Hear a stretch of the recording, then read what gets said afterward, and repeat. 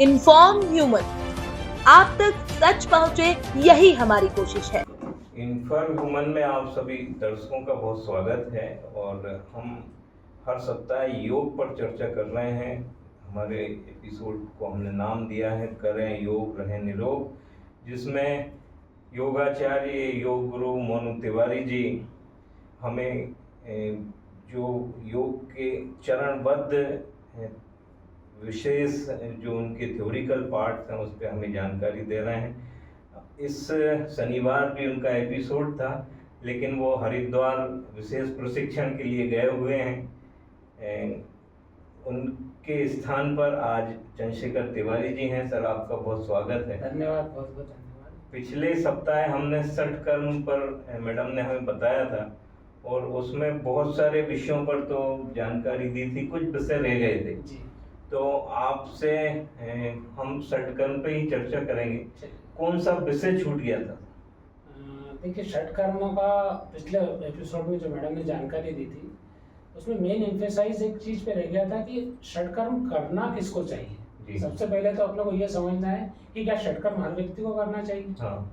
लोगों के दिमाग में कि कोई चीज सिलेबस में तो क्या वो सभी को करना है, तो कौन सी चीज किसको करना है, है ना। तो उस वो टॉपिक ऐसा लगा था मुझे कि वो थोड़ा सा छोटा है। तो आज अपन इस चीज पर चर्चा करते हैं कि षटकर्म किसको करना चाहिए, है ना, और कब करना चाहिए, मतलब किसको जरूरत है ना। तो शास्त्रों में ये बताया गया है कि अगर आप पूर्ण रूप से स्वस्थ हैं तो आपको षटकर्मों की आवश्यकता नहीं है।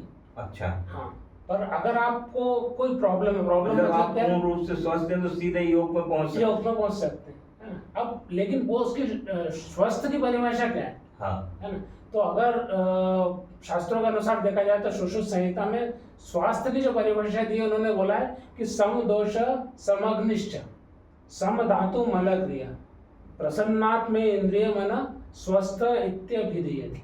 यानी उन्होंने एक कंडीशन दी है कि आपके शरीर में सम दोष, यानी 3 तरीके के दोष रहते हैं, वात पित्त और कफ। यानी अगर आप वो आपका सम अवस्था में तो आप स्वस्थ हैं।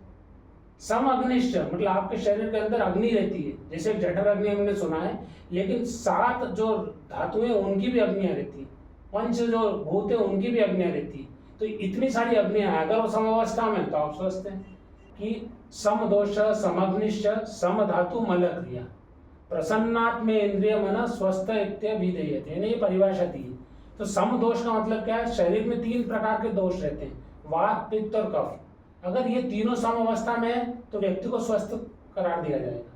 सम अग्नि, यानी आपको एक अग्नि का जानकारी तो है कि जठर अग्नि रहती है जो भूख को देखती है, लेकिन इसके अलावा आपके शरीर के अंदर और भी अग्नियां रहती है। जैसे पंचभूत है, पंचभूतों की सबकी अपनी अपनी अग्नि है, पृथ्वी की अग्नि, वायु, आकाश, इस तरीके से जो पंचभूत है उनकी अग्नियां, 7 धातुएं हैं उनकी भी अग्नियां हैं। तो ये अग्नि भी आपके शरीर के अंदर सम अवस्था में तो आप रोगी नहीं है।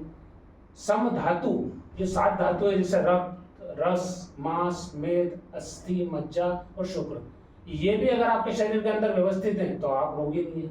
और मल क्रिया, यानी आपके शरीर से जो मल निकलता है, आयुर्वेद में तो बोला गया है कि सर्व रोग मलाश्रया, मतलब आपके सारे रोग कहाँ छुपे हुए हैं? मल के अंदर ही है। मतलब आपका अगर मल अगर सही तरीके से उत्सर्जन हो रहा है, और मल बेसिकली 3 तरीके से उत्सर्जन होता है। एक आपके शरीर में पसीने के माध्यम से मल जाता है, एक आप जो शौच जाते हैं उससे मल निकलता है, और आप एक यूरिन जाते हैं, मूत्र। यानी तीनों मार्गों से आपके शरीर के अंदर से जो विजातीय तत्व बाहर निकलते हैं। तो अगर ये भी प्रॉपर हो रहा है तो आप स्वस्थ की कैटेगरी में। और प्रसन्नात् में इंद्रिय मन, मतलब आपका जो इंद्रियां हैं और मन अगर प्रसन्न है तो आप स्वस्थ हैं। तो अगर ये सारी चीजें हैं तो आपको शोधन क्रियाओं की आवश्यकता ही नहीं। अच्छा। अब आप ऐसा कोई व्यक्ति मुझे ढूंढ के बताओ। इसलिए सभी को जरूरत है। एग्जैक्टली, है ना। तो पर अब क्या है कि जिसके शरीर में हठ प्रदीप्तिका में श्लोक में बताया है कि जिनके शरीर में श्लेष्मा ज्यादा है, जिनके शरीर में मेद मतलब फैट ज्यादा है, तो उन लोगों को तो ये क्रियाएं करना ही चाहिए। अच्छा। अगर ये क्रियाएं करी उन्होंने और फिर योग में आए तो चमत्कार हो जाएंगे। मतलब आप देखेंगे कि अगर आप जिनका 100-110 केजी वेट है, उन्होंने शोधन क्रियाएं करी, वेट तो लॉस हुआ, लेकिन उनके शरीर में चमत्कारिक परिवर्तन होने लगे। तो ये एक बार अगर आप इसको व्यवस्थित है, जो बिना षटकर्म किए योग शुरू कर देते हैं और षटकर्म के बाद योग शुरू करते हैं, उनमें कितने % डिफरेंस? बहुत ज़्यादा सर, बहुत ज़्यादा। एक्चुअली देखिए, मैं आपको बताता हूँ, ये षटकर्मों का जैसे मैडम ने जो आपको बताया था कि इसका जो सबसे पहले आया था हठ प्रदीप्तिका में, तो हठ प्रदीप्तिका के 4 अंग, चतुरंग बोला जाता है, लेकिन उन्होंने सबसे पहले फोकस कर दिया आसन पे, फिर उन्होंने कर दिया प्राणायाम पे, फिर उन्होंने कर दिया मुद्रा और बंध पे, फिर उन्होंने कर दिया नादानुसंधान पे। लेकिन उन्होंने षटकर्म को थोड़ा सा बताया कि वो षटकर्म भी आपको करना चाहिए। लेकिन इसी का समकालीन एक और ग्रंथ आया, घेरण संहिता। घेरण संहिता में उन्होंने इसको पूरा पावरफुल तरीके से पढ़ लिया, मतलब इतना पावरफुल तरीके से उन्होंने बोला, और उनके सप्तांग योग बोला गया। घेरण संहिता को उन्होंने बोला सप्तांग योग, जिसमें पहला अंग उन्होंने शोधन क्रिया को बोला कि आप पहले शोधन क्रिया करो, फिर आसन करो, फिर मुद्रावन करो, फिर प्रत्याहार करो, फिर प्राणायाम करो, फिर ध्यान करो, और सबसे आखिर में समाधि पे जाओ। तो उनने इसको इतना डिस्क्रिप्टिव वे में बताया शोधन क्रियाओं को, जिसमें अंतर्धोती बताया, तो वही 4 तरीके की। फिर दंत धोती बताया, मतलब अपने को लगता है सुबह अपन ब्रश कर रहे हैं, वो अपना क्लीनिंग हो गया।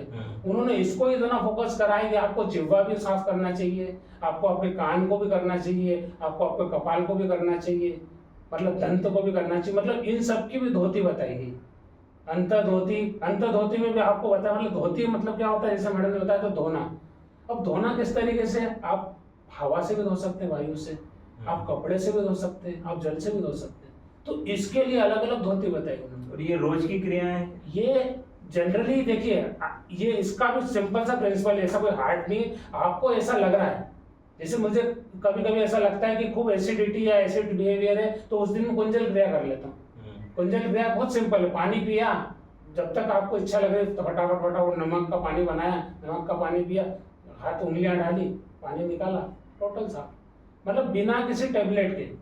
मुझे ध्यान नहीं है कि मैंने पिछले मतलब 5-6 साल में कोई टेबलेट ली हो। अच्छा। तो मतलब ये जो चीज है, जब ऐसा लगता है शरीर को, नहीं तो अदरवाइज क्या हो रहा है, आदमी एंटासिड पे जा रहा है, जैसी थोड़ी सी एसिडिटी हुई, जलन हुई, आदमी एसिलॉक पे जा रहा है, हमारे दर्शकों को ये पिछली बार भी मैंने दोहराया था, मैडम ने भी लोगों से अपील की थी सभी से कि ये क्रियाएं, एक आपकी तरफ से भी एक अपील जाना चाहिए कि लोग खुद ना करें। खुद ना, बिल्कुल सही बात है। पहले सबसे पहले तो एक चीज है कि आपको पहले डिसाइड करना है कि आपको ये क्रिया करना चाहिए कि नहीं करना चाहिए, इसकी पूरी जानकारी। ये तो आपने बताया। हाँ, पूरी जानकारी लें, फिर अपना स्टेटस चेक करें, आपकी शारीरिक स्थिति चेक करें, फिर किसी योग के प्रशिक्षक के मार्गदर्शन में करें।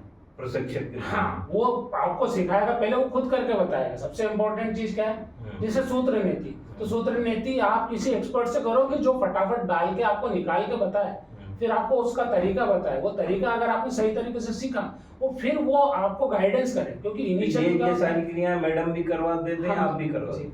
तो ये अगर आप सही तरीके से सीख जाएंगे तो फिर आपको कमांड आएगा, कॉन्फिडेंस आएगा। जैसे हमारे सेंटर में हमने करा, तो हमारे साथ के लोग भी करने लग गए। हमारे सेंटर में सब जल नीति करते हैं, सूत्र नीति करते हैं, प्रज्ञा योग निकेतन। तो ये जो चीज है, ये एक बार सही तरीके से सीखें, उसकी प्रैक्टिस करें, और एक बार अगर आपको ऐसा कॉन्फिडेंस लगता है, फिर आपके शरीर जिस दिन बोल रहा है उस दिन आप उस चीज को करें। हमारे शरीर में क्या होता है, जैसे कफ डेवलप हुआ, हमने एंटीबायोटिक ले लिया। एंटीबायोटिक ने किया क्या, एंटीबायोटिक ने उस कफ को सुखा दिया। तो आज तो आपको एकदम रिलीफ लगा कि यार मैंने टेबलेट ली थी, मैंने इस डॉक्टर को दिखाया, उनका एक पर्चे में 2 दिन की दवाई में मैं ठीक हो गया। तो आपके दिमाग में है कि आप ठीक हो गए, लेकिन वो चीज हुई क्या है, वो चीज आपके शरीर के अंदर स्टोर हो गई। अब वो चीज धीरे धीरे एक दिन आपको एक बड़ा रोग निकाल के बताएगी। तो ऐसा ही आपके शरीर से जो मल है वो अगर निकल जाए, मतलब शास्त्रों के अनुसार सुबह 5-6 बजे तक आपका मलमूत्र निकल जाना चाहिए। अब आप सोचो किसका कब निकल रहा है, मतलब 8 बजे सकते हैं, षटकर्म मतलब भीतर की सफाई। एग्जैक्टली। और ये जो विजातीय तत्व है, विजातीय तत्व आपके शरीर के अंदर या तो बाहर से आते हैं, मतलब कुछ ऐसी चीजें भी अपन खा लेते हैं, जैसे अपन ने आइसक्रीम खाई तो आइसक्रीम का कोन भी अपन खा लेते हैं। कोई दवाई ली, उसका कैप्सूल है, कैप्सूल का प्लास्टिक है, वो भी है ना। आप महिलाएं बहुत सारा फेशियल करा रही, आप सोचो ढेर सारा फेशियल मुंह पे लगाया, वो एक्चुअली गया कहाँ? आपने सनस्क्रीन लगाया, वो गया कहाँ? मतलब आपके शरीर में ढेर सारे तरीके हैं जिससे आपके शरीर के अंदर विजातीय तत्व जा रहे हैं, और कुछ विजातीय तत्व आपका शरीर ही बनाता है। जैसे जो आपने खाया पिया वो भी आपका शरीर बना देगा। तो ये सारी चीजें जो आप शरीर के अंदर आ चुकी है, अब वो निकलना चाहिए। आयुर्वेद बोल रहा है 5-6 बजे के पहले इनको निकाल दो। अब किसी का 10 बजे जा रहा निकल रहा है, किसी का 12 बजे, कोई शाम को 4 बजे जाता है फ्रेश होने, कोई रात को 8 बजे जा रहा है, कोई रात को 12 बजे जा रहा है। मतलब वो चीज आपने आपके शरीर के अंदर पटक रखी है। आप सोचिए जिस चीज को आप आपके पॉट पे 1 मिनट रहना पसंद नहीं करते, आप पॉट पे जाते हैं 1 मिनट में फटाक से फ्लैश चलाते हैं, नहीं चलाते। मतलब जिसको आप आपके पॉट पे 1 मिनट रखना पसंद नहीं करते, उसको आप 12-12 घंटे पेट में रखा हुआ है, तो वो क्या कमाल कर रहा होगा। मतलब वो अभी वो निरंतर संहिता की किताब में मैंने पढ़ा कि एक व्यक्ति इंग्लैंड का था, वो 1 साल तक शौच नहीं गया। डॉक्टरों ने उसका एक्सपेरिमेंट भी करते रहे, मतलब उसकी जांच भी करते रहे। 1 साल बाद जब वो शौच गया, मतलब आप सोचिए कि ऐसा नहीं कि शौच नहीं जा रहा तो पेट फूल रहा है, मतलब आपकी आंतें, जो छोटी आंतें ना 22 फीट लंबी, सोचिए 22 फीट लंबी बड़ी आंत, तो उसमें वो स्टोर हो रहा था। तो जब वो मल निकाला उसका बाद में एनिमा, ग्लिसरीन और इससे मल निकाला, 35 किलो मल उसके शरीर से निकला। तो आप ये सोच रहे हैं कि मैं रोज फ्रेश हो रहा हूँ मतलब मैं स्वस्थ हूँ, मेरा तो प्रेशर बनता है भाई मैं स्वस्थ हूँ, नहीं है सर। 6-6 महीने पुराना, साल भर पुराना, 2-2 साल पुराना मल आपके शरीर के अंदर पड़ा हुआ है, वो और ये शोधन क्रियाओं से हो जाता है। हम एक क्रिया कराते हैं शंख प्रक्षालन, इतनी जबरदस्त क्रिया है सर कि मतलब आनंद आ जाता है। साल में केवल 2 बार कराते हैं और समूह में कराते हैं, मतलब 100 लोगों का समूह रहता है उसमें बकायदा, क्योंकि उसमें थोड़ा सा एक्सपर्ट लगता है, पानी लगता है, मतलब अच्छी मात्रा में पानी।